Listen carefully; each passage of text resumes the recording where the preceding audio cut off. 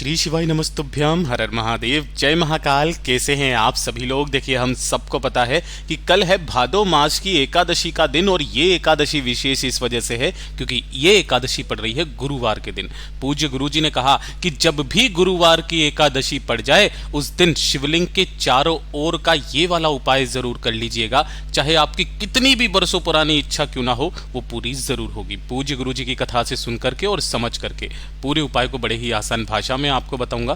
परंतु उससे पहले आप सबसे एक छोटी सी प्रार्थना, जो लोग पहली बार आए हैं चैनल को सब्सक्राइब जरूर कीजिएगा और वीडियो को लाइक करके देवादिदेव महादेव का कोई सा भी प्यारा नाम कमेंट बॉक्स में लिखना मत भूलिएगा। इस पूरे वीडियो में हम 3 महा उपायों के बारे में बात करेंगे, जो कि ना सिर्फ आपकी मनोकामना पूर्ति के लिए होगा, घर में धन की अपार धन संपदा की वृद्धि के लिए होगा, और तीसरा आपकी बीमारी के लिए होगा। ध्यान से सुनना, समझने की कोशिश करना। सबसे पहला वाला जो उपाय होगा ना, ये आपको करना होगा कि अगर आपके घर में धन को लेकर के समस्याएं हैं, है ना, पैसा बिल्कुल आ ही नहीं रहा है, व्यवसाय जो चल रहा है या व्यापार जो चल रहा है वो भी घाटे में चलता चला जा रहा है, दुकान अच्छे से नहीं चल रही है, नौकरी में पदोन्नति नहीं हो रही है, अनावश्यक खर्चे बहुत ज़्यादा हो गए हैं, खर्चे रुक ही नहीं रहे हैं, कर्ज लेने की नौबत आ चुकी है। गुरुदेव ने कहा ये वाला उपाय आपको इस एकादशी के दिन, जो कि गुरुवार के दिन पड़ रही है, अपने घर पर करना है। और जिस घर की स्त्री इस उपाय को करती है 100 गुना फल प्रदान होता है। शिव महापुराण, ब्रह्म वैवर्त पुराण और विष्णु पुराण में लिखा हुआ है। इसके लिए आपको चाहिए होगा सबसे पहले 1 लोटा शुद्ध जल तांबे के कलश में अपने घर का, इसे भर लेना। इसे भरने के पश्चात आपको लेने होंगे गिन करके 108 चावल के दाने। अब ये जो चावल के दाने होने चाहिए, एक चीज का ध्यान रखना कि ये पूरे के पूरे दाने अक्षत होने चाहिए, पूर्ण, कहीं से भी खंडित कटे फिटे ना हो, इस चीज का ध्यान रखना। तीसरे नंबर पर आपको चाहिए होगा एक दीपक। जो भी आप दीपक बनाओ, चाहे आटे का चाहे मिट्टी का, लेकिन यहां पर आपका क्रम बदल जाता है कि यहां पर जो आप दीपक के अंदर बाती लगाओगे वो लगाओगे लंबी बाती, और इसके अंदर आपको भरना होगा घी। जब भी आप धन संपदा की वृद्धि के लिए उपाय करते हैं, लंबी बाती के दीपक का प्रयोग किया जाता है। और इसी के साथ में आपको लेनी होगी हल्दी। अब यहां पर जो आपको हल्दी लेनी है उस चीज का ध्यान रखना, पिसी हुई हल्दी नहीं लेनी, जो हल्दी की गांठ होती है, मात्र आपको 1 गांठ हल्दी की इस तरीके से ले लेनी है। पहले से ही व्यवस्था कर लेना, कोई दिक्कत वाली बात नहीं है, ठीक है। बस ये चीजें आपको चाहिए होगी।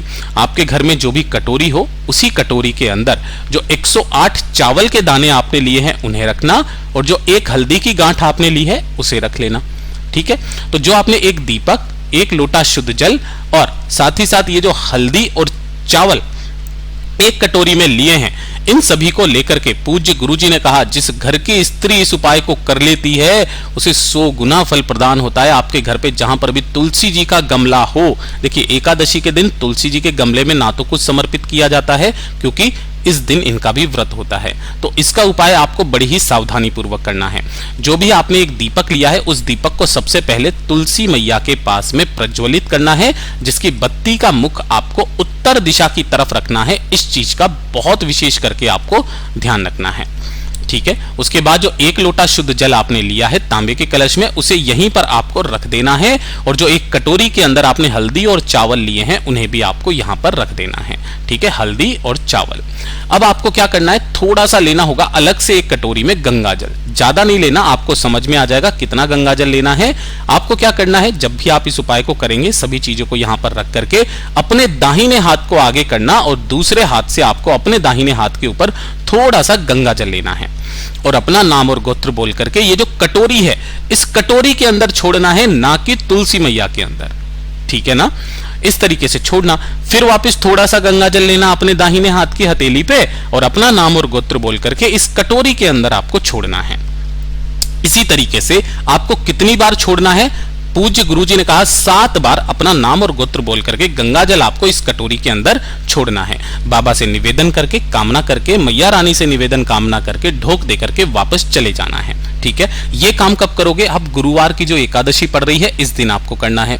अब जब अगला दिन आएगा ना, द्वादशी का दिन, इस चीज का ध्यान रखना, अगले दिन आपको वापस यहां पर आना है। ये जो दीपक है इसे तो यहां से हटा देना, दूसरा दीपक लंबी बाती का इसी जगह पर आपको वापस प्रज्वलित पहले करना है, और पहले प्रज्वलित करने के पश्चात जो आपने ये जो जल यहां पर रखा था, इस जल को आपको तुलसी जी में समर्पित करना है, और उसके बाद अपनी कामना परिवार में धन संपदा वैभव की वृद्धि की कामना करते हुए ये जो कटोरी के अंदर आपने जितनी भी चीजें ली है, गंगाजल छोड़ा था, इसे धन संपदा की वृद्धि की कामना करते हुए इसी तुलसी जी की जड़ों में समर्पित करना।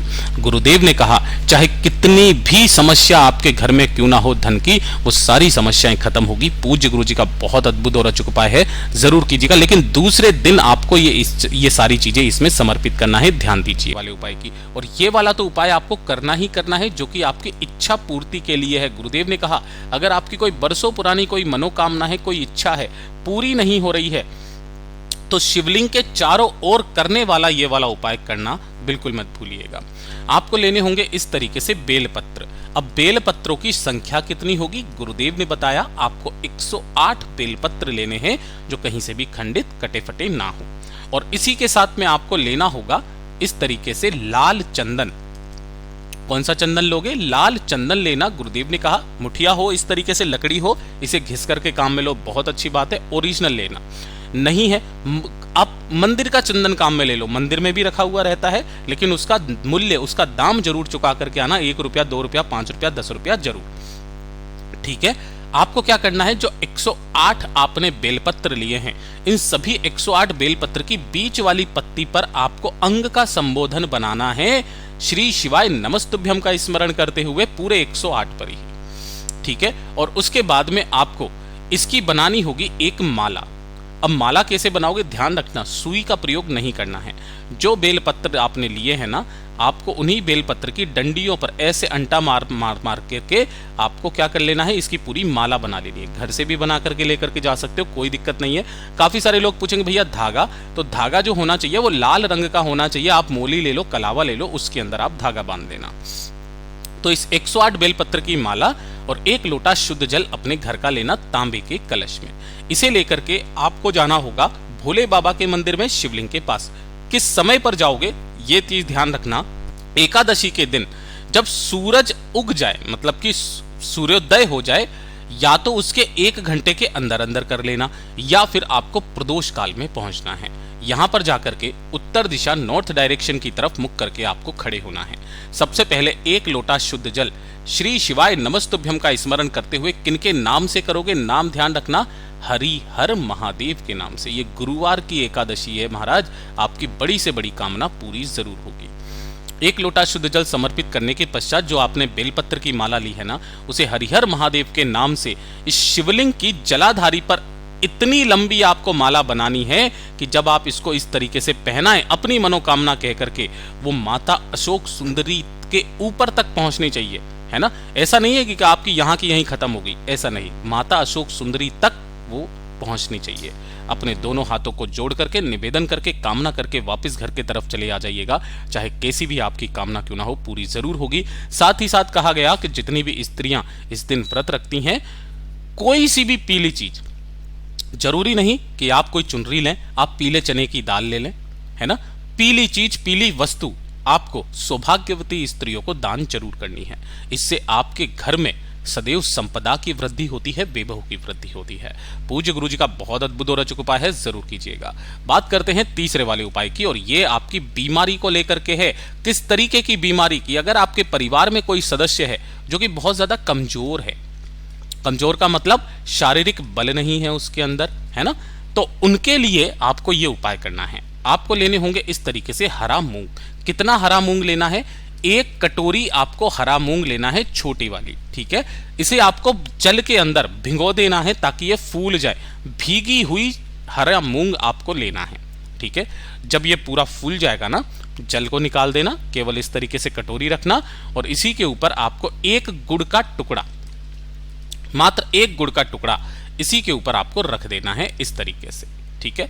और 1 लोटा शुद्ध जल लेकर के पहुंच जाना भोले बाबा के मंदिर में शिवलिंग के पास। किसी भी समय चले जाना, कोई दिक्कत नहीं है। जैसे यहां पर पहुंचेंगे, उत्तर दिशा नॉर्थ डायरेक्शन की तरफ मुख करके आपको खड़े हो जाना है। यहां पर खड़े होकर के आपको दोनों हाथों में उस कटोरी को पकड़ना है जिसके ऊपर आपने गुड़ का टुकड़ा रखा है।